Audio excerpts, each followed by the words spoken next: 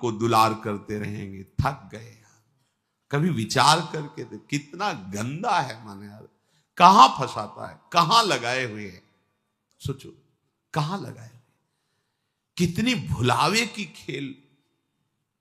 ऐसे अभक्ष पदार्थ खवाता है, ऐसे अपेय पदार्थ पिलाता है, ऐसे अकृत्य कृत्य कराता है जिसे घृणा हो जाए, पर ये माया ऐसा आसक्त कि उसी में वो जीना, उसी में सुख, उसी में वो आनंद का अनुभव करना चाहता है।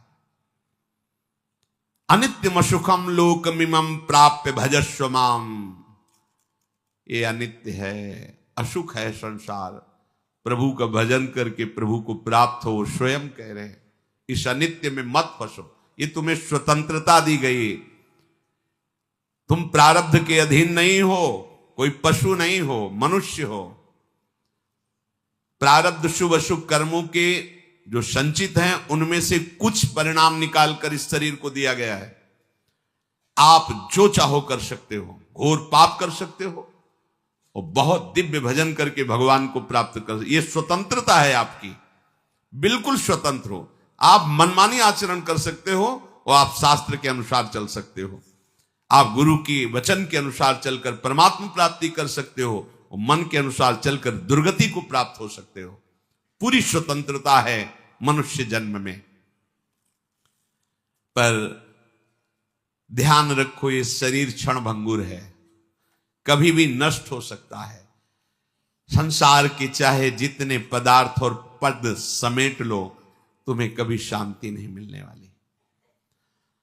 देखो आप लोग तो कुछ ही लोगों से मिलते हैं, हम बचपन से भगवान के शरणागत मार्ग में रहे, तो कानपुर महानगर है, एक से एक पदाधिकारी, धनी, फैक्ट्रियों के बड़े बड़े मालिक ऐसे मिले हैं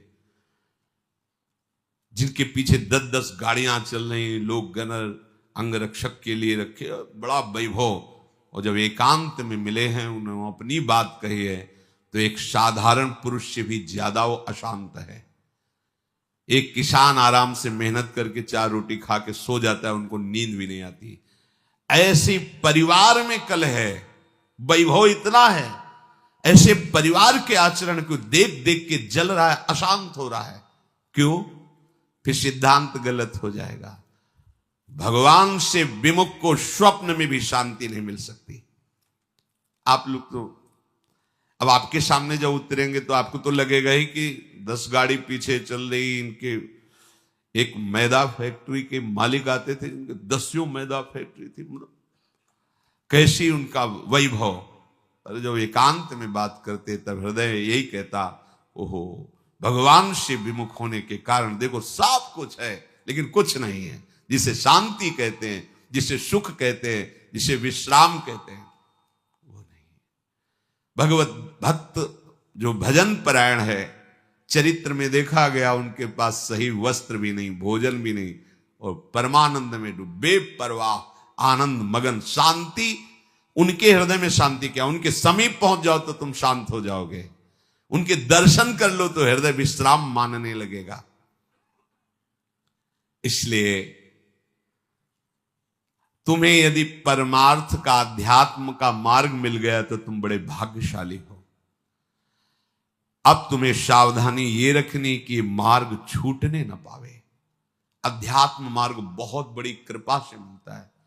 ये हम लोग अज्ञानी हैं, पाए रतन चीन्ह्यो नहीं, दीन्ह्यो करते डाल। ये माया श्री कृष्ण की मोहे सब संसार। दुख के समुद्र से निकलने का अवसर मिल गया है, सावधान हो जाओ। तुम्हें तृप्ति और बोध इसी अध्यात्म मार्ग में मिलेगा, केवल अध्यात्म मार्ग में मिलेगा, लोक में नहीं। अभी एक दिन एकांतिक में 20 वर्ष का नया बालक होगा, बड़े आर्त भाव से कह रहा था कि मेरी बड़ी दुर्दशा हो गई है, विक्षिप्त सा हो रहा हूं, मैंने ऐसी अपवित्र हस्तक्रिया की जिससे अपने ब्रह्मचर्य को नष्ट किया। आज हमारा जीवन ऐसा खोखला हो गया कि अंदर से अशांत, हर समय में बहुत कष्ट में रहता हूं, बहुत परेशान हूं, अब क्या करूं? सोचो, अभी 20 वर्ष की अवस्था, अभी तो यौवन का रंग आने वाला है, और वो अपने आप को इस स्थिति में ले गया। अब क्या होगा? बस किस हेतु से गया वो ऐसी स्थिति में? एक जनेंद्री ने फंसा लिया कि इसके घर्षण में सुख है। स्थिति क्या हुई? पूरे जीवन की नींव नष्ट कर दी। सुख का और तृप्ति का एकमात्र उपाय अध्यात्म है। देखो, पूर्व इतिहास में, शास्त्रों में पाया गया, चाहे राजा का राजकुमार हो या किसी गरीब का लड़का हो, दोनों गुरुकुल में एक समान रहते थे। गुरुकुल में 20 वर्ष 25 वर्ष तक शास्त्र शिक्षा, ब्रह्मचर्य, संयम, नियम, फिर अपने अपने अधिकारानुसार गृहस्थ धर्म या विरक्त धर्म का अनुसरण। तो गृहस्थ में भी रहते हुए वो महात्मा ही रहते थे, क्योंकि उनकी नींव बन गई है। आज हम सुख की लालसा से अपने को ऐसा नष्ट किए दे रहे, पर सुख अध्यात्म में है, इस दुखद संसार के मार्ग में नहीं। तृप्ति का बोध अध्यात्म में मिलेगा, भोगों में नहीं। खुल के समझ लीजिए। नए नए बच्चे हैं, सर्च करते हैं, तो उनको ऐसे सूत्र हमें दिखाए। जब ब्रह्मचर्य के विषय में चर्चा हुई थी, तब वो साइड में ये लोग पढ़े लिखे दिखाए कि देखो ये क्या बोल रहे हैं। वो बोल रहे हैं, जब तुम्हें कोई फ्रस्ट्रेशन दो क्या आवे, तब आप ऐसा कर लो, बड़ी शांति मिलेगी और आपका खून बढ़ेगा। नए नए बच्चों को लगा कि सुख भी मिलेगा और स्वास्थ्य भी बढ़ेगा और फ्रस्ट्रेशन भी जाएगा, मतलब लाभ है। सर्वनाश कर दिया इन अज्ञानी लोगों ने, सर्वनाश कर दिया। ये उन महात्माओं के वचन हैं जो जीवन में अनुभव किए हैं। जो विषयी पुरुष भोगों को सुख मानता है, वो निर्णय कर सकता है जीवन उज्जवल कैसे बनेगा, बलवान कैसे बनेगा। बिना संयम के, बिना नियम के आज तक कोई बलवान बन पाया है? कैसी दुर्दशा बच्चों की हो रही। छोटे छोटे बच्चे जिनका भविष्य उज्जवल होना है, तेजस्वी होना है, जो हमारे देश के काम आवे, जो हमारे समाज के काम आवे, वो अपने शरीर की ऐसी दुर्दशा कर ली कि वो खुद जीने के लिए परेशान है। तुम्हारे समझ में नहीं है तो हमारे पास आते हैं तो बताते हैं नई नई अवस्था की। क्या हुआ? सुख की खोज गलत जगह। अध्यात्म में सुख है, सच्ची मानिए। ब्रह्मचर्य एक वो महान आशीर्वाद है भगवान का।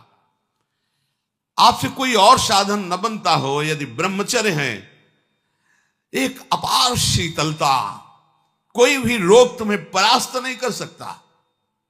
सच्ची, एक नवीन उत्साह। बुखार है, किडनी फेल है, दर्द है, एक नवीन उत्साह, एक नवीन बल तुम्हें कहीं झुकने नहीं देगा। सोचो, जिसके निकलने में तुम सुखानुभव करते हो, उसको रोकने में कितना महान सुख होगा। पर ये बातें ना तो स्कूलों में बैठ के समझाई जाती हैं, क्योंकि ये अध्यात्म